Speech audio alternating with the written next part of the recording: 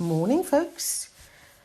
As I do this short video cast, it is the beginning of week 3. Here I am drinking from my brand new mug with cats on. So to let you know a little bit about me, I am a cat lady and I love all sorts of cats, although my husband is less enthusiastic. I also am passionate about education, and you as aspiring TNAs are my joint first favourites with paramedic students and nursing degree apprentices, and really all learners anywhere. Okay, so as we're beginning of week 3, I've noted that a great number of you have got off to a fantastic start, obviously getting a little bit more familiar and less worried about finding your way around Pebblepad, and have found the activities log and are beginning to make entries, and some of you have actually got well ahead with entries against Module 1 and Module 2. Others of you perhaps are yet to start, and some whom I'll be emailing individually don't seem to have started at all, and so therefore it's really important to get going so that you don't suddenly feel in a couple of weeks' time that there's a backlog of work to worry you and cause you stress.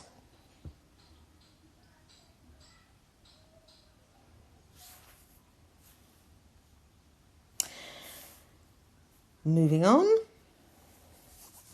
Some of you are obviously finding it a little challenging to see all the different pages. Some modules have several pages, and on that will be a mixture of resources, reading, videos, screencasts, links perhaps to other sites, plus activities to undertake during that module. Sometimes there will be 2 or 3, sometimes perhaps 5 or 6.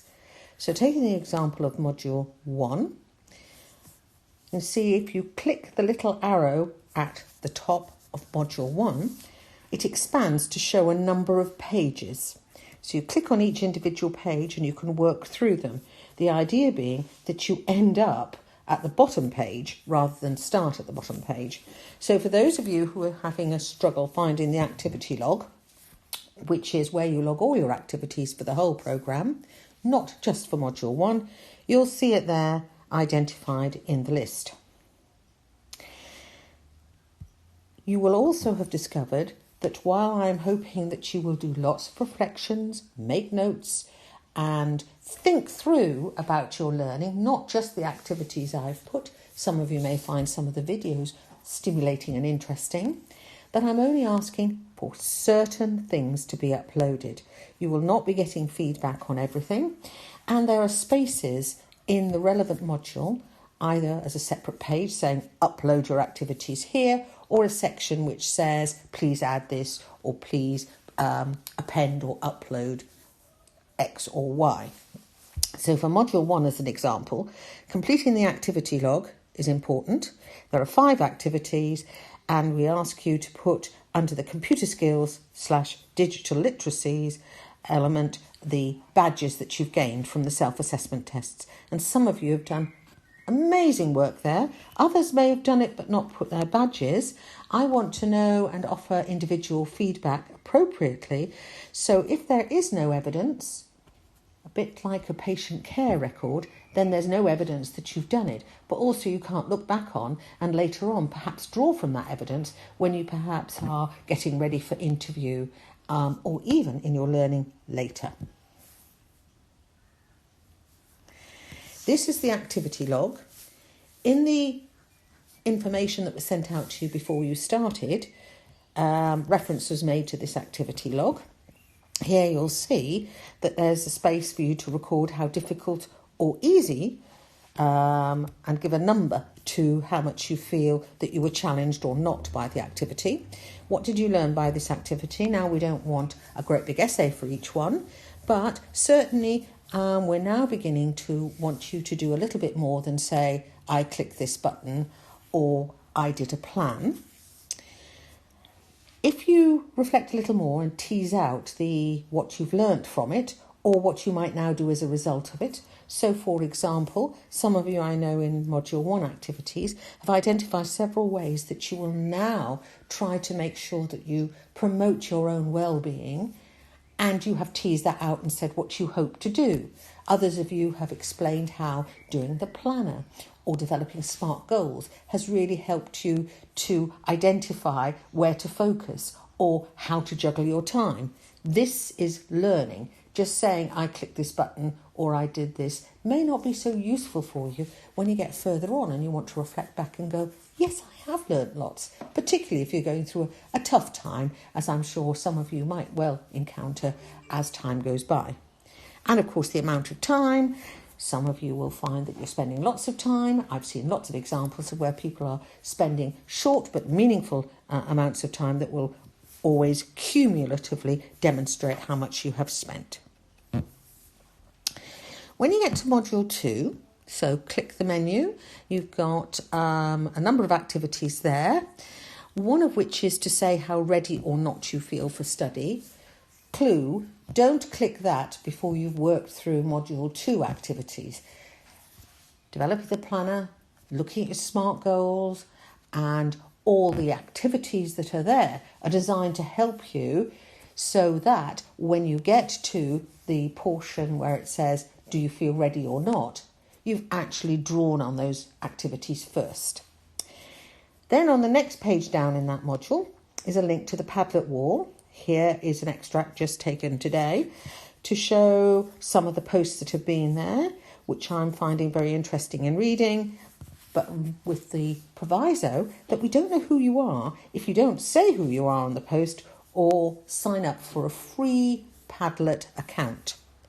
Secondarily, learning styles theory is much contested. People don't necessarily agree uncritically that it is fab. So for some of you, identified, such as Lisa here, for example, that there are a range of learning styles. Brilliant, because the mixture makes you more of a holistic learner. So if you rely, for example, on just being an auditory learner, or one which enjoys hearing things, and I was teaching you, though I won't be doing, how to knit, I do not think you would be able to learn very well how to knit merely from a spoken, perhaps, podcast. You would need to see and you would need to practice. Okay? So, whilst you might have a preferred tendency, we hope that during your learning and later on when you become a student or apprentice TNA, you will be using a range of learning styles. Don't forget to keep going back to the Learning Centre if you're getting stuck. And for those of you who haven't begun yet, make sure that when you start, you share the workbook and then I can see what you're doing. Please, please, please do not upload separate assets outside of the workbook. Already I'm beginning to get hundreds of separate documents just in a great long list.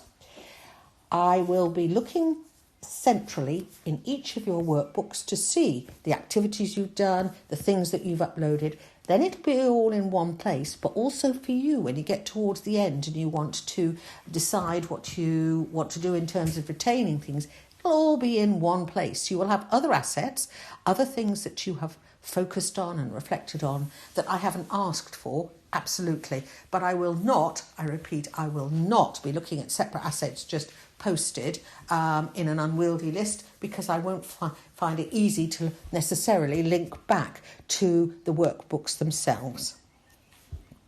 Okay, now this is a screenshot of Module 3, Professionalism. So a slightly different way to post the reflections you have, in this case, on the professional issues scenarios. You can add a page, you can add an existing asset if what you've done is you've written a document that you've uploaded as an asset, or you can type onto the page. This is where you put your responses to the scenarios, then it's all snug inside Module 3 in your workbook. As I said for the previous slide, if you upload it separately, then I won't be looking at it and I won't be providing feedback because it makes it too difficult for me to keep tabs on who's doing what. So, a word about professionalism and netiquette. That means etiquette when you're on the net. You're human, you want to not do any harm. I think we want people to be able to express their feelings, whether it's on the Padlet board or any other places where I provide you for feedback, plus on the conversations, and for everyone to behave in a professional and supportive and constructive way. There's lots of opportunity to reflect and to share opinions and emotions. And what's been very nice to see is that several of you, whether it's on the conversations or the Padlet board, have been asking how everybody else is or saying how you feel. Great stuff. People obviously may say things that they will say within the boundaries of this course that are not to be shared elsewhere.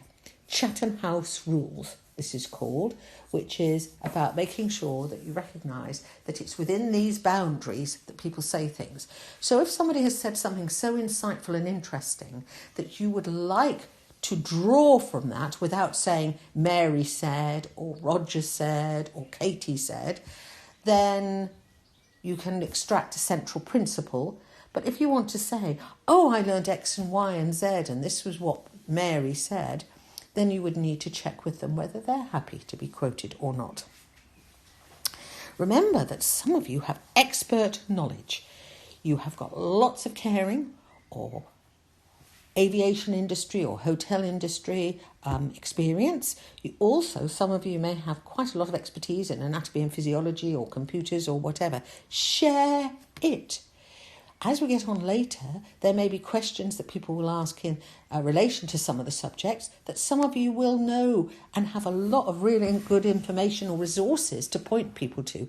Do share that in the spirit of problem solving, solution finding, and being a learning community. And remember that it's quality, not quantity.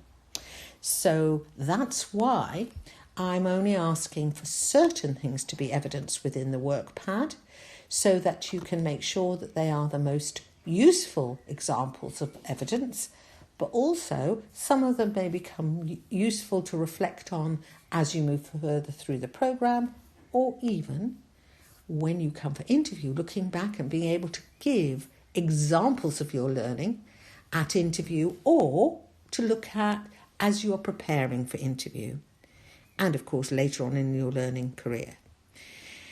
This is a Creative Commons slide. What that means is it's copyright free and the image is to be shared for educational purposes. Just in case you thought either I had been very, very artistic, not really, or I had plagiarised it from elsewhere. Okay, so the pot of gold at the end of the rainbow may for some of you seem quite far away. But don't worry, this is all helping you in your journey. Some of you may be thinking about applying for the TNA programme. The adverts are going out this month, whether it is internally by expressions of interest or externally via NHS jobs. But stop and think. We will have a September intake, but you will have to have your level 2 functional skills in maths and English or equivalent, which is GCSE, grade C or grade 4, before you start. And the reason for doing this programme is so that you are ready for study and more comfortable in a digital universe for what will be a blended programme with some face-to-face and some online and facilitated learning. Some of you have not yet gained much confidence in being an academic learner in a more adult learning environment. There will be no need to rush and perhaps find that you're biting off too much too soon, or that you're ineligible because you haven't got the functional skills qualifications, or that you're just not ready yet.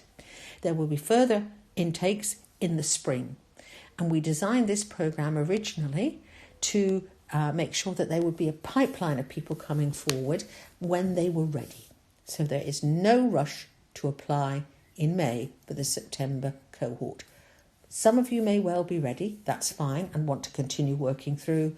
But for those of you who aren't ready, and the many of you who haven't yet started this programme, my guess is you won't be ready yet. Good luck, and I'll be talking to you later in the programme.